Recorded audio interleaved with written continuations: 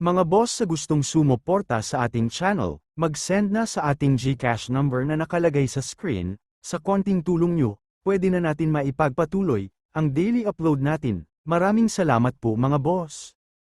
Kabanata 1661. Nakaupo ngayon sa tabi ng ilog, hindi mapigilan ni Nori na magtanong. Kakaiba na wala kaming nakatagpo na iba kahit matagal na kaming naglalakad, tama. Totoong ito. Nagtataka sa akin kung medyo malayo tayo sa iba, ungol ni Gerald, na nahahanap din ng buong karanasan na medyo nakakaguluhan, bilang tugon. Ang pangalawa ay natapos ang kanyang pangungusap, biglang bumagsak ang isang pagsabog ng tubig mula sa ilog, at natagpuan ng duo ang kanilang mga mata na nakatingin ng mata sa berdeng dragon na tumalon lamang mula sa tubig. Ngayon ay lumilipad sa hangin. Ang dragon ay tumingin sa Nori at Gerald bago ilabas ang isang malakas na dagandong na tumunog sa buong lugar. Ni alinman sa kanila ay hindi maaaring asahan na ang gayong nilalang ay nakatira sa ilog na iyon. Gayunpaman, hindi ngayon ang oras upang pag-isipan iyon. Pagkatapos ng lahat, biglang nagsimulang sumisid ang berdeng dragon papunta kina Gerald at Nori nang walang babala. Panoorin mo ang iyong sarili. Sigaw ni Gerald habang kapwa siya at Nori ay tumalon sa gilid upang maiwasan ang atake. Habang pinalad silang umiwas sa pag-atake, ang katotohanang ang lugar na kanilang inuupuan ay ganap na gumuho ay nagpatunay kung gaano kalakas ang dragon. Kung nabigo silang iwasan ang pag-atake, tiyak na namatay sila on the spot. Bakit ba may biglang may dragon? Hindi ba dapat na nakikipaglaban lang tayo sa ibang tao? Tanong ng gulat na si Nori. Batay sa kasalukuyang paglipas ng mga kaganapan, naramdaman ni Gerald na ang dragon ay isa pang uri ng mahiwagang hamon sa loob ng puwang ng ilusyon na ito.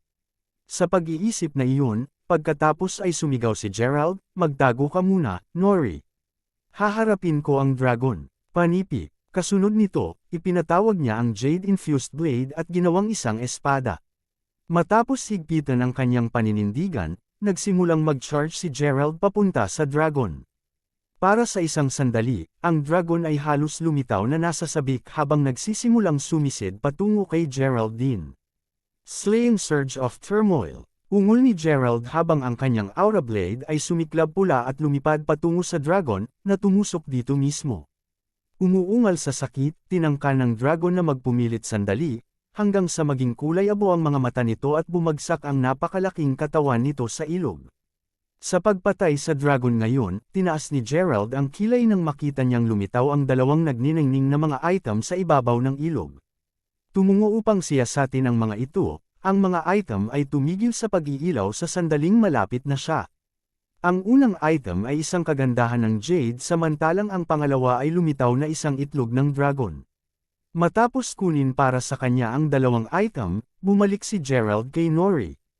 Ngayon na huminahon ang mga bagay, pareho silang nagsimulang siyasatin ang dalawang mga usisilyong item. Ni alinman sa kanila ay hindi inaasahan na gagantimpalaan para sa pagpatay sa dragon na iyon, at nagsilbi lamang upang patunayan kung gaano kabigha-bigani ang maling puwang na ito. Makalipas ang ilang sandali, isinuksok ni Gerald ang jade charm sa kanyang bulsa at maingat na inilagay ang dragon egg sa kanyang backpack. Pareho sa kanila ay hindi nahulaan kung ano ang maaaring magamit para sa dalawang bagay na iyon, kaya't gumawa si Gerald ng tala sa pag-iisip upang pag-aralan ang mga ito ng maayos nang matapos ang hamon.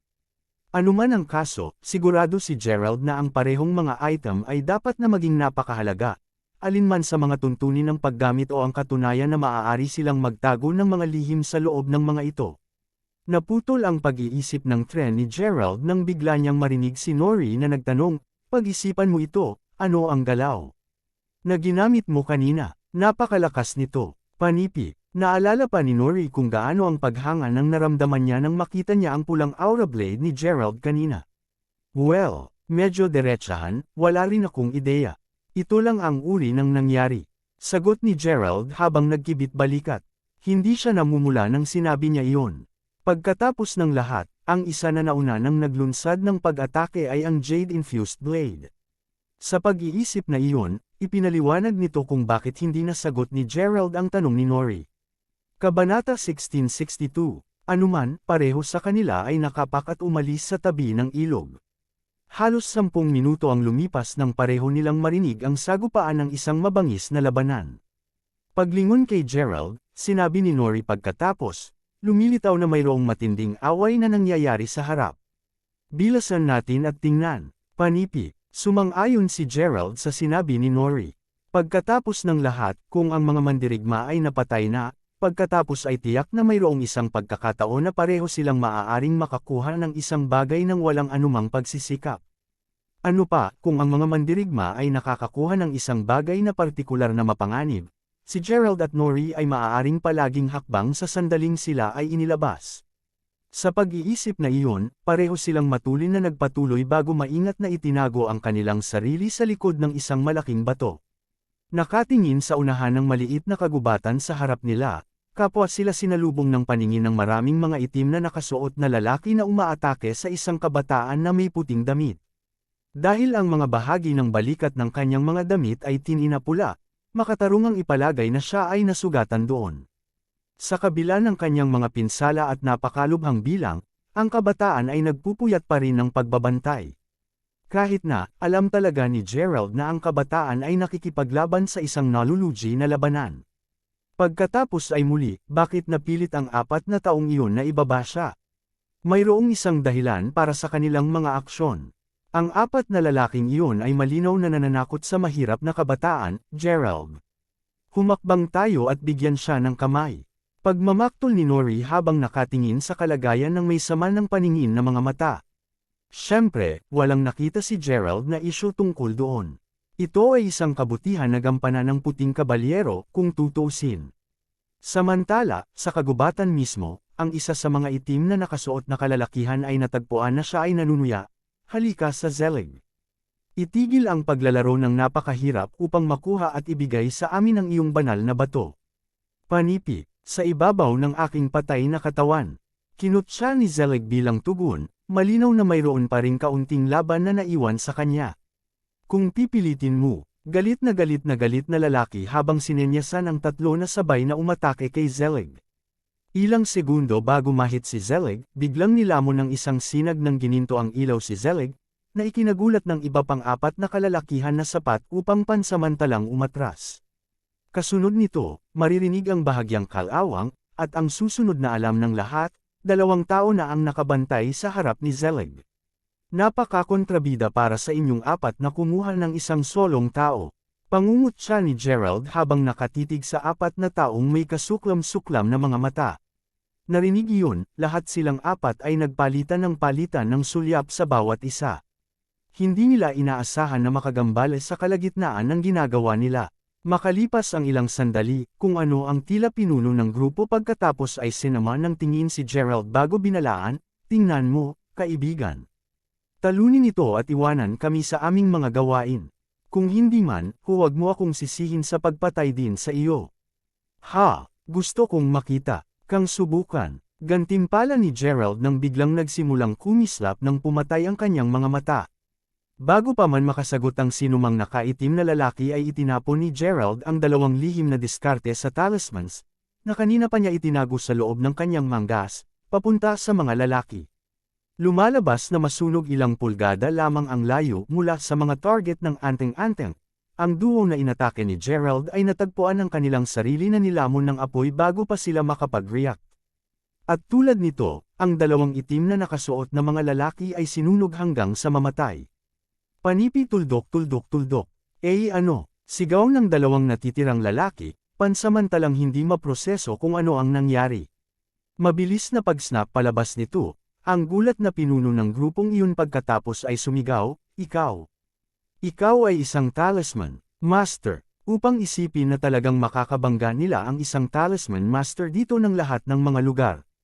Sa pag-iisip na iyon, agad na tinangka ng 2 lalaki na eyeball. Matapang mo na kahit na pagtatangka makatakas. Napaisip si Gerald sa sarili. Malinaw na hindi sila aalis na buhay. Sa pamamagitan nito, itinapon ni Gerald ang isa pang 2 lihim na diskarte sa talismans. Sa pagkakabanggaan ng mga tumatakas na katawan ng duo, agad na nabihag ng mga baging na lumitaw sa wala kahit saan. Ganap na nakatali, ang duo ay bumagsak sa lupa, lubos na kinilabutan habang pinapanood nila si Gerald na dahan-daang naglalakad papunta sa kanila. Nakatitig sa kanila, pagkatapos ay casual na sinabi ni Gerald sa isang maramdamin na tono, "Kung gayon, salamat sa pagbibigay sa amin ng iyong mga banal na bato." Sa pamamagitan nito, tinawag ni Gerald ang kanyang espada bago mabilis na natapos ang natitirang dalawang lalaki. Walang awas sa kanyang pag-atake dahil alam na alam ni Gerald na hindi malupit sa kanyang mga kaaway ay nangangahulugan na siya ay malupit sa kanyang sarili. Kabanata 1663. Anuman, kinuha ni Gerald ang lahat ng kanilang 4 na banal na bato bago ijulat sa kanyang bulsa. 5 na sa kanila si Gerald. Alinmang paraan, pagkatapos ay lumingon siya kay Zelig bago tanungin, "Ayos ka lang ba?" Umiling siya, pagkatapos ay sumagot si Zelig sa isang walang bayad na tinig, "Mabuti ako, salamat sa pagligtas mo sa akin. Gayun din, nasaan ang aking ugali? Ang pangalan ko ay Zelig Learn." Panipi, nang marinig iyon, natagpuan ni Nori ang kanyang sarili sandali. "Teka, ikaw, Zelig Learn. Ang pangalawang batang master ng Lears of Jaletra?" Tanong ni Nori. Sa pagtingin sa kanya, si Zelig, na malinaw na hindi inaasahan na malaman niya kung sino siya, ay nakita niyang nakataas ang isang bahagyang kilay habang nagtataka siyang sumagot, "Ako." "At ikaw ay?" Ako si Nori mula sa pamilyang Zon. Hindi ko inisip na mabangga ko ang pangalawang batang master ng pamilya ng Learn dito." "Isang karangalan," sabi ni Nori habang ngumiti siya ng banayad. "Ang Lears ay isang napakalakas na pamilya sa Jaletra. At marami sa mga miyembro nito ay napakalakas na ang ilan ay nakapagpasok pa sa Avatar Realm." Naintindihan ni Zelig kung gaano kalakas din ang kanyang pamilya. Sa pag-iisip na iyon, naisipin na siya ay nahuli sa proseso ng pagkabigo na ipagtanggol ang kanyang sarili laban sa 4 na mananakop. Ito ay medyo nakakahiya, upang masabi lang. Pait na mapait, Zelig pagkatapos ay bumhantong hininga bago sumagot, "Pinapalaki mo ito, young lady Zon. Isa lamang akong walang kabuluhan na naiwan ng ibang mga Learn." Panipi, kahit na si Zelig ay ang pangalawang batang master ng kanyang pamilya, ang kanyang pagsasanay ay matapat sa halip mababa sa paghahambing. Pagkatapos ng lahat, nakapasok lamang siya sa pang-siyam na ranggo sa Rune Realm. Ang katotohanang hindi man niya nalibag, ang Sage Realm ay naging sanhi ng sama-sama na marka sa kanya ng kanyang pamilya na walang silbi. Sa pag-iisip na iyon, hindi rin nagpapalaki si Zelig nang sinabi niyang iniwan siya ng natitirang mga alam. Matapos tumitig saglit sa katawan ni Zelig ay sumimangot ng bahagya si Gerald habang sinabi niya, "Nararamdaman ko na dahil sa ilang kakaibang mga kadahilanan, hindi mo nagawang umunlad makalipas ang ika-9 na ranggo ng Rune Realm." Nodding bilang tugon, pagkatapos ay sumagot si Zelig, "Mas malalim ka, Ginoo. Ang sinabi mo ay totoo at mula sa kung ano ang nagawa kong tipunin, tila may isang kakaibang aura sa loob ng aking katawan na pinangangalagaan ang aking elixir of life na patlang. Iyon ang dahilan kung bakit hindi ko nagawa ang anumang pagsulong." Panipi, "Nakikita ko. Bueno, hindi tulad ng iyong sitwasyon na hindi magagamot.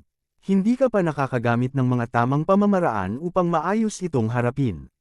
Paliwanag ni Gerald. Ang pangalawang narinig niya na, Zelig ay agad na nagulat bagaman ang kagalakan ay mabilis na naabutan ng damdaming iyon. Ang katotohanan na nasabi ni Gerald na tiyak na nangangahulugang mayroong paraan si Gerald para tulungan siya. "Nakita ko, ngunit bago iyon, nasaan na ang ugali ko? Paano kita sasabihin sa iyo?" Tanong ni Zelig. "Maaari mo lang ako tawaging Gerald." Gerald Crawford. Panipi, napakahusay, G. Crawford. Pagkuha ng diretsyo sa punto, kung tunay na may paraan ka upang matulungan ako, kung gayon handa akong ihandog sa iyo ang aking buong buhay kapalit. Pupunta ako para sa iyo sa bawat pagtawag at pagtawag sa iyo." Sagot ni Zelig. Sa sobrang pagkasabik niya, si Zelig ay bahagya na magkaroon ng ugali ng isang batang Panginoon ng isang napakalakas na pamilya. Gayunpaman, ipinakita nito kung gaano katotoo ang mga salita ni Zelig. Dinagdag iyon sa katotohanang si Zelig ay hindi kahit malapit sa pakiramdam tulad ng isang kontrabida na tauhan, nagpa siya si Gerald na hindi siya tutol na tulungan siya. "Habang mabuti ako sa pagtulong sa iyo, dapat kang mag-focus sa pagtitipon muna ng 5 banal na bato. Maaari nating pag-usapan ito ng mas detalyado sa sandaling iwanan natin ang maling puwang na ito." Sagot ni Gerald. Pagkatapos ng lahat, kahit na nagtaglay na si Gerald ng 5 banal na bato at si Nori ay mayroong 2, hindi nagawang kolektahin ni Zelig ang isang solong bato. Sa pag-iisip na iyon, kailangan nila ng 8 bato, na nangangahulugang 8 tao ang kailangang talunin. Kabanata 1664, Tama ka, G. Crawford. Sagot ni Zelig habang agad niyang sinisimula ng pag-alaga sa mga naunang sugat. Kapag tapos na siya, pagkatapos ay nagtapos siya kasama sina Gerald at Nori. Sa kabutihang palad, ang kasunod na mga tao na nasalbuhan nila ay mahina pa, kaya't sa hindi oras, lahat ay nagawang kolektahin ang natitirang 8 banal na bato.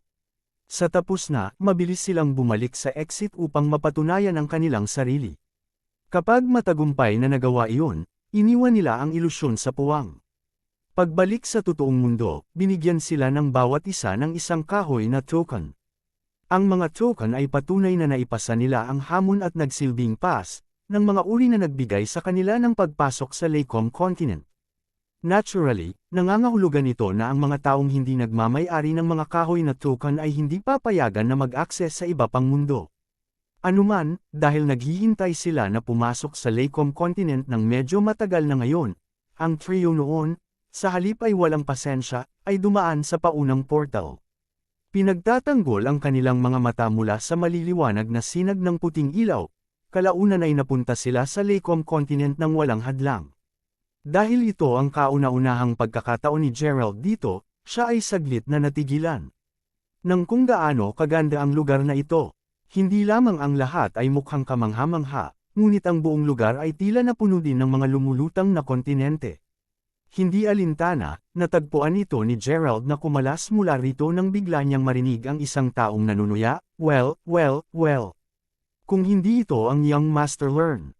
Panipi. Pagbukas upang harapin ang pinagmulan ng boses, ang trio ay sinalubong ng paningin ng isang kabataan, na may maitim na berdeng balabal, na naglalakad patungo sa kanila. Lev Bayfield. Kunot noo ni Zelig habang nakasimangot. Si Lev ay batang panginoon ng pamilyang Bayfield sa Jaletra, at nagawa niyang pasukin ang ranggo ng unang kaluluwa sa loob ng Sage Realm. Upang isipin na ang walang kabuluhang pangalawang batang panginoon ng pamilyang Learn ay makakaya nitong malampasan ang hamon na iyon. Dapat may tumulong sa iyo, di ba? Kinutya ni Lev habang nakatingin kay Zelig na kinutya bago ibaling ang laki kay Gerald, isang kislap ng interes sa kanyang mga mata. Malinaw na tulad ng araw na tinitingnan ni Lev si Zelig dahil sa pag-asa niya sa iba upang ipaglaban siya, ngunit bago pa man makasagot si Zelig, tumalikod na si Lev upang umalis, tumatawa ng may panunuya sa buong proseso. Narinig ko lang dati ang mga kwento kung gaano talas ang dila ni Lev. Ngayon na nasaksihan ko mismo ito, ligtas akong sumasang-ayon sa mga alingaw-ngaw na iyon. Scowled Nori sa halip mapanghamak habang nakatingin sa likuran ni Lev. Sa sinabi niya, malinaw na kahit hindi pa niya nakilala si Lev dati, tiyak na narinig niya ang tungkol sa kanya. Alinmang paraan, sa paghahanap ng isang hotel na matutuluyan, mabilis na napagtanto ng trio na ang pera ng Laycom Continent ay iba sa kanila.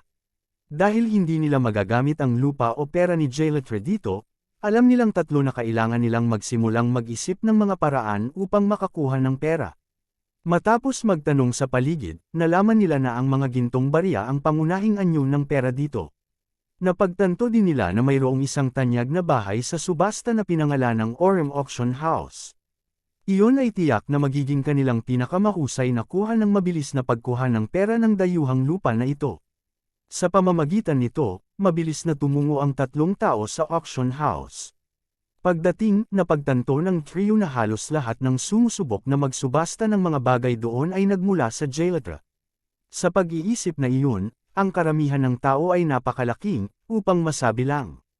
Napakadaling sabihin kung sino ang nagmula sa Jaletra at kung sino ang isang lokal dahil din sa pagkakaiba ng hitsura ng dalawang kultura.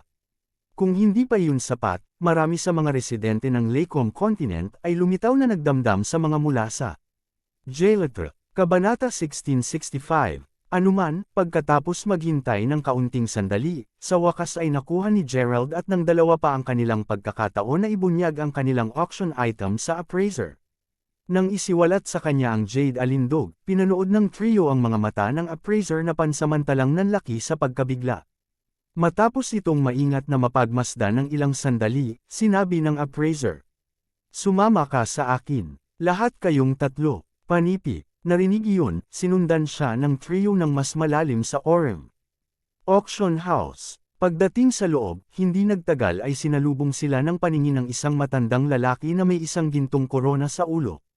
Matapos ibigay ng appraiser ang jade alindog sa matanda, pagkatapos ay may binulong siya sa kanyang tainga, na hinimok ang matandang lalaki na lumitaw ng bahagyang nagulat. Nakatitig saglit kay Gerald, tinanong ng matanda, paano mo nakuha ang alindog ng jade ng berdeng dragon? Habang medyo nag-aalangan na ihayag ang impormasyon, kalaunan ay sumagot si Gerald, nakuha ko ito pagkatapos kong pumatay ng isang berdeng dragon na nakasalubong ko sa hamon ng Fairyland. Nang marinig iyon, ang paunang sorpresa ng matanda ay mabilis na naging kasiyahan. Upang isiping nagawa mong patayin ang berdeng dragon. Basta alam mo, ang jade alindog na ito ay hindi kapani-pani walang mahalaga dahil ang tanging paraan lamang upang makuha ito ay sa pamamagitan ng pagkatalo sa dragon na iyon. Walang ibang nagawa kundi ang ikaw. Napakalakas mo talaga, pinuri ng matanda. Ngayon napagtanto kung gaano kahalaga ang alindog ng jade, hindi mapigilan ni Gerald na magtanong, gaano kahalaga ang pinag-uusapan natin dito. Bumubulusok sa tawa bilang tugon, ang matanda pagkatapos ay sumagot, paano ko masasabi ito? Masasabi kong sigurado na kahit na auction mo ito para sa ilang milyong mga gintong barya, makakahanap ka pa rin ng isang mamimili. Iyon ay kung gaano kahalaga ito. Ngayong alam mo kung gaano kahalaga, mangyaring sabihin sa akin kung nais mo pa rin itong subasta. Panipi, narinig na ang alindog ng jade ay nagkakahalaga ng mas malaki, si Gerald at ang dalawa pa ay agad na nasa sabik. Matapos pag-isipan ito ng kaunti pa, sa wakas ay idineklara ni Gerald na napakahusay. Sumasang-ayon ako na ay auction ito. Panipi, sa huli, gaano man kahalaga ang alindog ng jade, ang pera pa rin ang prioridad dahil kung wala, hindi sila makakaligtas ng matagal sa Laycom continent. Natutuwa akong marinig iyan. Gayunpaman, tandaan na ang Orem Auction House ay makakakuha ng bahagi ng 30% mula sa huling presyo na auction. Tanggap mo ba? Tanong ng Corona na matandang lalaki. Paglingon upang tingnan sina Nori at Zelig, hindi sila lumitaw na tumutol sa ideya. With that, pagkatapos ay tumango si Gerald bilang pagsang-ayon. Magaling, mangyaring samahan mo ako sa lugar ng paghihintay. Auction namin ang jade alindog ng berdeng dragon sa lalong madaling panahon. Sinabi ng auctioneer habang pinamunuan niya ang trio sa isang lugar kung nasaan ang ibang mga nagbebenta. Sa kung paano nakaposisyon ang lugar, ang mga nagbebenta ay binigyan ng isang malinaw na pagtingin sa kanilang mga item na auction. Anuman ang kaso, sa pagdating, si Gerald at ang dalawa pa ay magkatabing nakaupo habang hinihintay nila ang pagsisimula ng auction. Ilang minuto lamang ang lumipas nang makita nila ang Corona na matandang lalaking umakyat sa entablado. Ang auction ay sa wakas nagsisimula. Nilinaw ang kanyang lalamunan, idineklara ng matandang lalaki na, mga kababaihan at ginoo. Mayroon kaming isang kahanga-hangang hanay ng mga mahahalagang item sa subasta ngayon din. Nang walang karagdagang pag-uusap, narito ang unang item, ang Phoenix Fan. Panipi, kasunod nito, hinugot ng matanda ang pulang tela mula sa unang item sa auction, na inilantad ang isang ginintoang fan. Dahil ang mga balahibo sa fan ay dapat na mga fit-hairy ng Phoenix, ang item ay tiyak na isang magandang-maganda.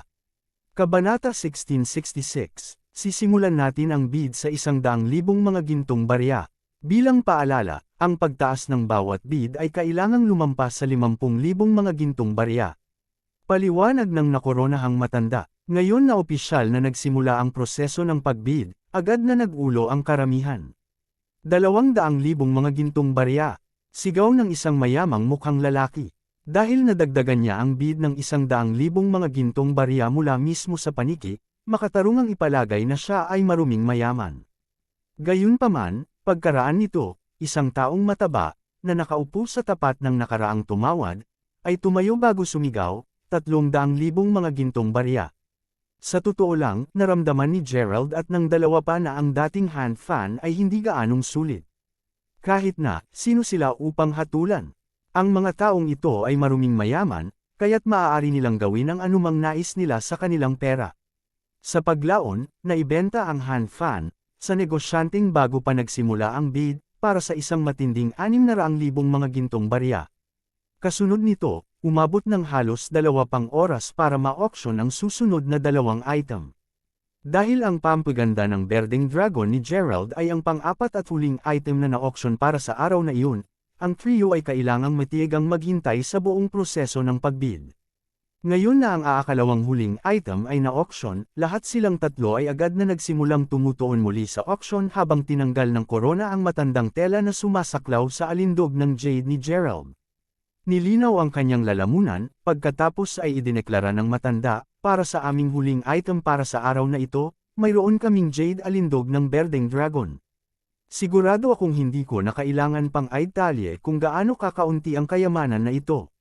Sa nasabing iyon, ang bid ay nagsisimula sa 3 milyong mga gintong barya, at ang anumang karagdagang pagtaas ay dapat lumampas sa 1 milyong mga gintong barya.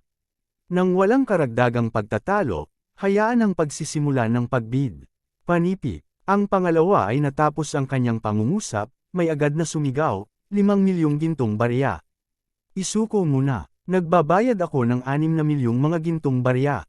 Panipi. 7 milyong gintong barya. Ito ay sa akin. Sa kung gaano kabilis ang pagtaas ng mga bidder ng pangwakas na presyo ng alindog ng jade, hindi nagtagal bago lumipas ang halaga ng bid sa 10 milyong mga gintong barya. Kahit noon, ang presyo ay patuloy na tumataas. Sa paglaon, ang pangwakas na bid ay nagkakahalaga ng 20 milyong mga gintong barya.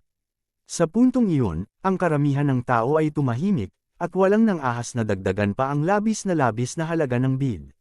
Pagkatapos ng lahat, 20 milyong mga gintong barya ay malayo na sa kabila ng maaaring asahan ng sinuman sa huling presyo.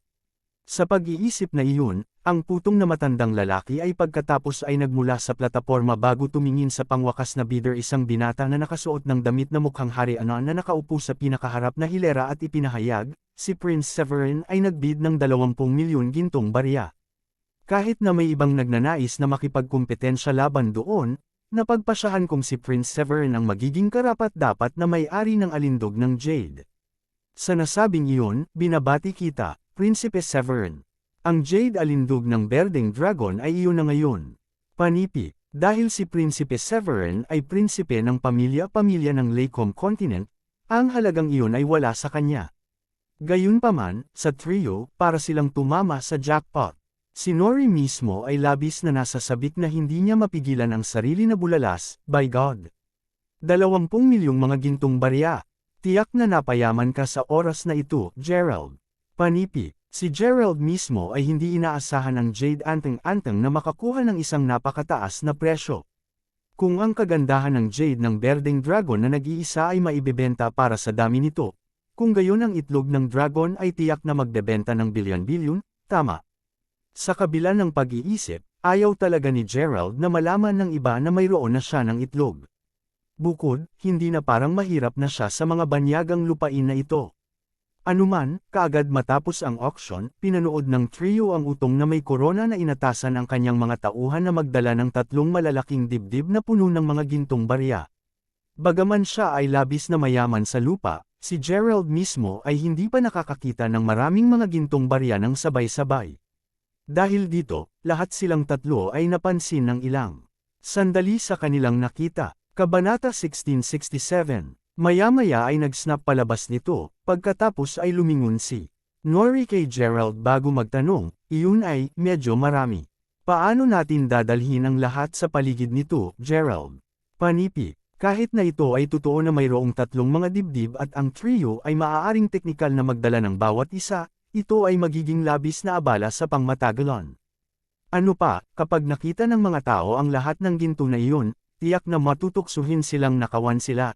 Napagtanto na si Gerald ay nag-stress kung paano dalhin ang lahat ng pera sa paligid, ang nakoronahan na matandang lalaki saka inabot sa kanya ang isang maliit na singsing. Bahagyang nagulat na biglang bigyan ng singsing, hindi mapigilan ni Gerald na magtanong. Humihingi ako ng paumanhin. Ngunit ano ang tungkol sa singsing na ito? Ito ay isang singsing sa pag-iimbak na may isang partikular na malaking puwang sa pag-iimbak. Maaari mong panatilihin ang iyong ginto sa gayon ay hindi mo kailangang magalit tungkol sa pagdala nito. Paliwanag ng matanda na may isang kaibig-ibig na ngiti. Iyon, hindi ko basta-basta tatanggap ng ganito ng libre. Paano naman bibilhin ko ang singsing na ito sa iyo para sa 1,000,000 gintong barya? Katanggap-tanggap ba iyon? Tinanong ni Gerald kung sino ang simpleng hindi uri ng tao na kusang kumuha ng libreng pagkain ng wala. Nakita kung gaano bait ang bait ni Gerald, pinili ng matandang hindi tumanggi. At tulad nito, ang pera ay ipinagpalit para sa singsing. Matapos madulas ang singsing, marahang tinapik ito ni Gerald, na hinimok ang isang puwang sa bulsa na biglang lumitaw sa harapan niya. Nang makita kung gaano kalawak ang loob nito, mabilis na inilagay ni Gerald ang natitirang pera sa loob ng puwang na iyon, na tinitiyak na mailagay din ang kanyang backpack. Sa kung gaano kadaling ang singsing sa pag-iimbak, hindi mapigilan ni Gerald na isaalang-alang ito bilang isang kayamanan.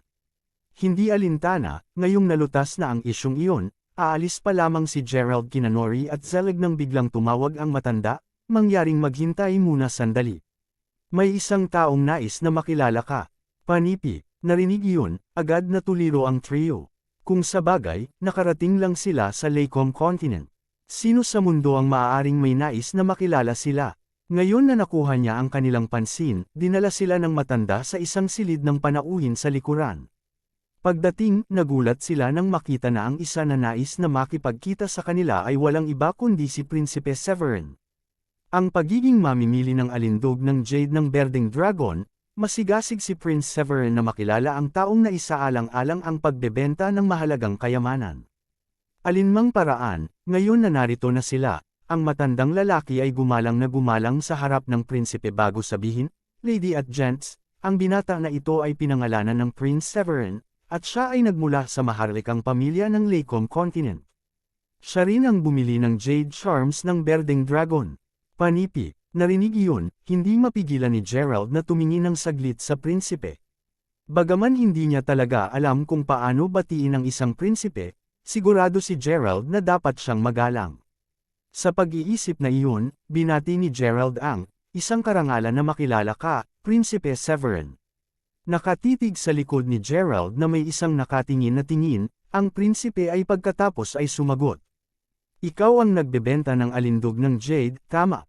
Kabanata 1668, nodding bilang sagot, pagkatapos ay sumagot si Gerald, "Tama iyan. Ang mga kasama ko at ako ay nagmula sa Jaletra, kita nyo, at dahil wala kaming pera, nagpasya akong ibenta ang alindog ng Jade." Panipi. Panipi tuldok. "Ikaw, hindi mo ba alam kung gaano kahalaga ang alindog ng Jade ng Berdeng Dragon?" Ungol ng naguguluhan na si Prince Severin. Si Gerald, para sa isa, sa totoo lang ay walang bakas. Ang sasabihin sa katotohanan, hindi ba siya nangangailangan ng pera, hindi niya maipagbili ang alindog ng Jade. Kung sabagay, hindi pa niya ito pinag-aaralan. Kahit na, ang tono ni Prince Severin lamang ay sapat na upang sabihin kay Gerald kung gaano pambihirang isang kayamanan ang talagang kagandahan ng Jade. Ngayon na lalong nag-usisa, umiling si Gerald bago nagtanong. "Natatakot akong clueless ako, Prince Severin. Paliwanagan mo ako." Panipi. Napakahusay. Kita mo, ang Jade alindog na ipinagbili mo sa akin ay ang simbolo ng Berdeng Dragon, at ang taong nagmamay-ari nito ay bibigyan ng mga kapangyarihan ng Berdeng Dragon. Kung sakaling hindi mo alam, sa 4 na banal na mga hayop, ang Berdeng Dragon ang pinakamalakas sa kanila. Paliwanag ni Severin. Nang marinig iyon, agad na nagulat ang trio. Upang isipin na ang Jade Pendant ay kapaki-pakinabang na ito. Ngayong alam na niya kung ano ang kaya ng Jade Pendant, sinimulang pagsisihan ni Gerald ang kanyang pagpipilian sa pagbebenta nito. Kahit na, kung ano ang nagawa, ay tapos na. Hindi na lamang niya ito maibabalik ngayon na opisyal na itong nabili. Ano pa, ang mamimili ng pendant ng Jade ay ang prinsipe ng kontinente na ito. Sa pag-iisip na iyon, ang pagbabalik nito ay magiging mahirap lamang. Naiintindihan na pinakamahusay na kung sumuko na lamang siya sa muling pagkakamit nito, sinabi ni Gerald sa isang bahagyang nagbitiw na tono. "Nakikita ko, pinahahalagahan ko ang iyong pagsasabi sa akin ng higit patungkol dito, Prince Severin. Anuman, ang pendant sa Jade ay iyon na, kaya hindi mo na kailangang mag-alala tungkol sa akin na sinusubukan akong bawiin ito." Panipi. Nakatitig sa mga mata ni Gerald, moari ng prinsipe na hindi nagsisinungaling sa kanya si Gerald. Sa pamamagitan nito, sumagot siya pagkatapos, sinabi nga, "May tiwala ako sa iyo. Kasunod nito, nag-usap ng mas matagal ang dalawang partido bago pumunta sa kanilang magkakahiwalay na paraan. Pag-alis nila sa Orem Auction House, patuloy na pinapaalala ni Gerald sa kanyang sarili na walang silbi ang pag-iyak sa nabuhos na gatas. Ang katotohanan na nagmamay-ari na sila ngayon ng isang kayamanan ay tiyak na nakatulong kay Gerald na kumbansihin ang kanyang sarili na ang kinalabasan na ito ay hindi lahat masama. Pagkatapos ng lahat, ito ay mas mahusay kaysa sa wala sa lahat. Sa pamamagitan ng magaspang na pagtatansya, ang lahat ng pera na iyon ay higit pa sa sapat para sa kanilang tatlo upang mabuhay ng isang buong taon sa Lacom Continent na walang pag-aalala. Sa pag-iisip na iyon, tinitiyak ng trio na hindi lamang makahanap ng isang mas mahusay na lugar na matutuluyan, ngunit upang ipagdiwang din sa pamamagitan ng pagkakaroon ng masarap na hapunan ng magkasama. Mabilis sa oras ng gabi, natapos si Gerald na magbahagi ng isang silid kay Nori habang si Zelig ay natutulog sa ibang silid. Habang si Gerald ay likas na nag-aatubili na magbahagi ng isang silid sa kanya, patuloy na pinipilit ni Nori na manatili siya sa kanya sa dahilan na natatakot siyang mag-isa. Sa kung paano ang mga bagay sa kasalukuyan, malinaw na nanalo si Nori sa huli. Anuman ang kaso, ngayong nasa isang pribadong silid na sila, sa wakas ay kinuha ni Gerald ang pagkakataong mailabas ang itlog ng berdeng dragon mula sa kanyang backpack. Maingat na inilagay ito sa mesa, sinimulan ni Gerald na obserbahan ang itlog, iniisip kung ang isa pang berdeng dragon ay talagang mapipisa mula rito.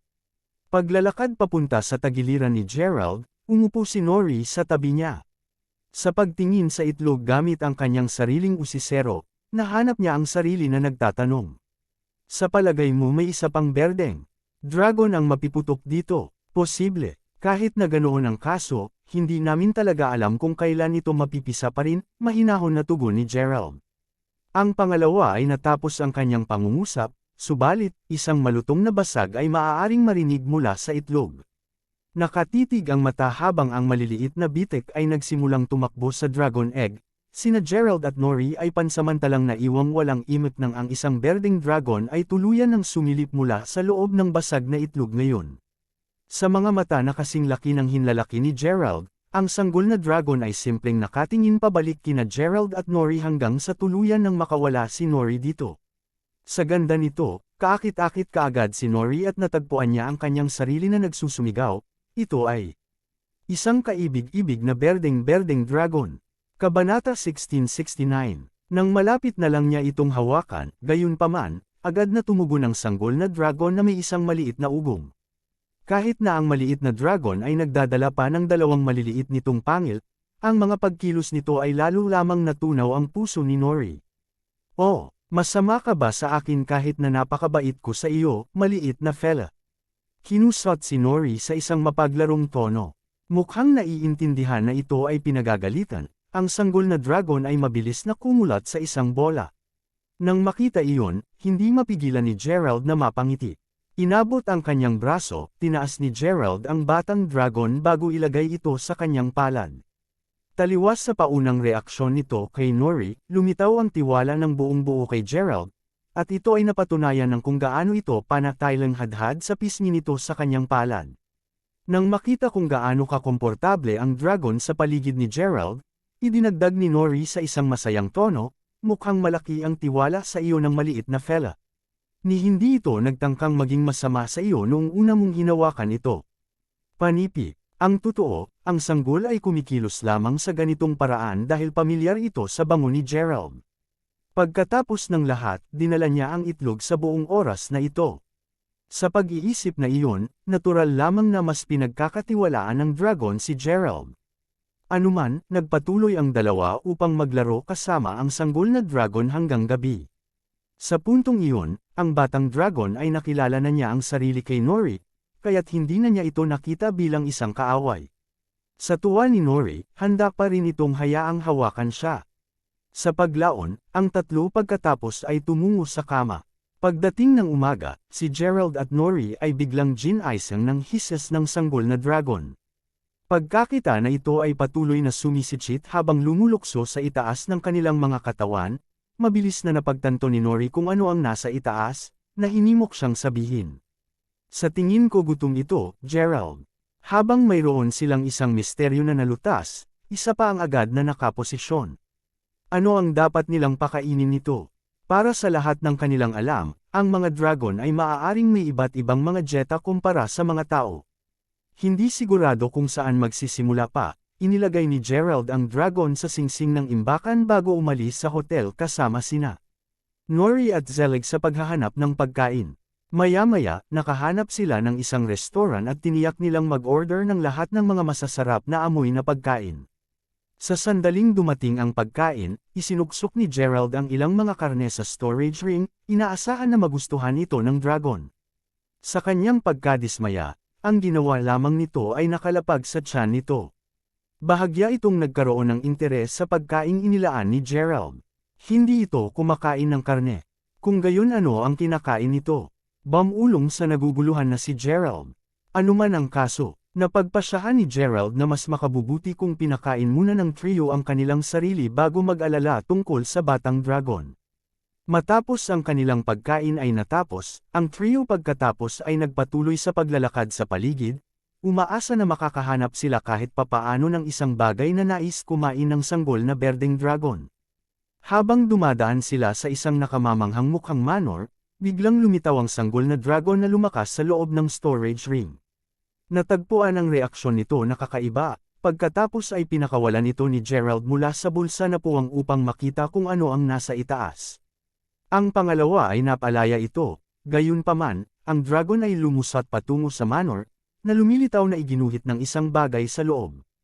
Hindi makapagreaksyon ng sapat na mabilis upang makuha muli ito, pagkatapos ay tumawag si Gerald, "Hoy, bumalik ka." Tumalon sa bakod ng manor, ang trio pagkatapos ay mabilis na nagsimulang habulin ang dragon. Sa oras na abutin nila ito, ang sanggol na dragon ay nagsisiksik na sa isang bagay sa ilalim ng isang puno. Pagkakita ng mga piraso ng pagkain sa paligid nito, itinaas ni Nori ang isang bahagyang kilay habang nagtataka siyang nagtanong. Ano ba ang kinakain nito?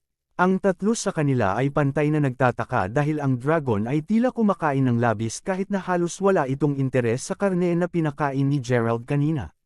Nag-squat sa tabi ng dragon, tiningnan ng mabuti ni Gerald ang mga piraso ng pagkain bago sinabing. Tila kumakain ng ilang uri ng prutas.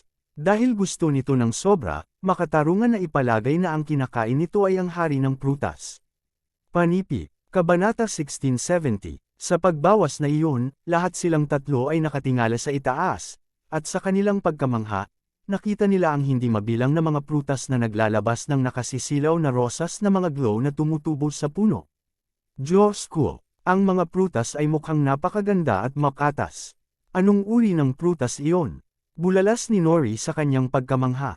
Hindi sinasabing siya ay nagpapalaki ng inilarawan niya kung gaano kamangha-mangha ang mga prutas. Mula sa hitsura nito, ang prutas ay katutubong sa Lecom continent lamang.